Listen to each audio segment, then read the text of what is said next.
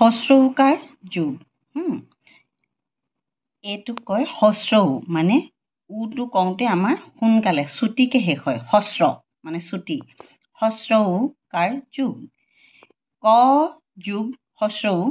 কত উকাৰে কু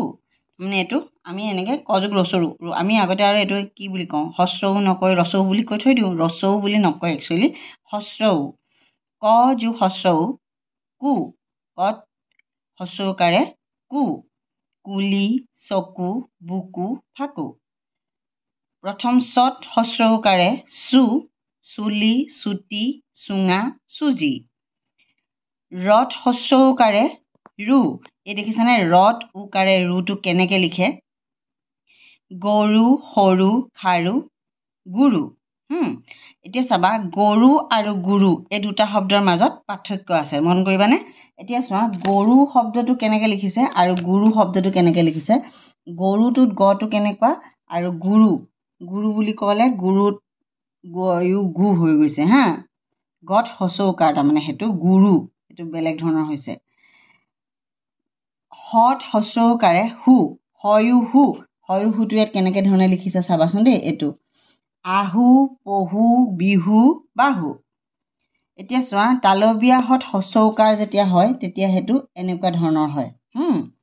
শুৱলা দুবৰি জুৰুলা উজুতি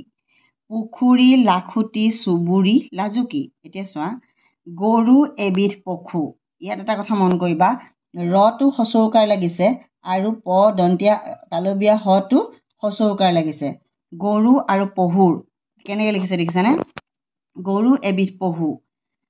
কুলিৰ মাত মধুৰ অসমীয়া ভাষা শুৱলা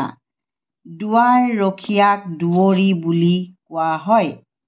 পুৱা শুই উঠি মুখ হাত ধুই পঢ়াত বহিবা পঢ়াশালীত গুৰুজনাৰ কথা শুনিবা গুৰ গয়ু গু গত উকাৰে গু গুৰ মিঠা কুঁহিয়াৰ ৰসৰ পৰা গুৰ হয় উত্তৰ পিঠিত থকা ওখ অংশ নাম কোজ কত হস্ৰৌকাৰে কু তাৰ ওপৰত হস্ৰন্তীয়া ত বুলি কয় এইটো বগীয়া জ গুৱাহাটী লুইতৰ পাৰৰ এখন ধুনীয়া চহৰ ইয়াত তোমালোকে মন কৰিবলগীয়া এটাই আছে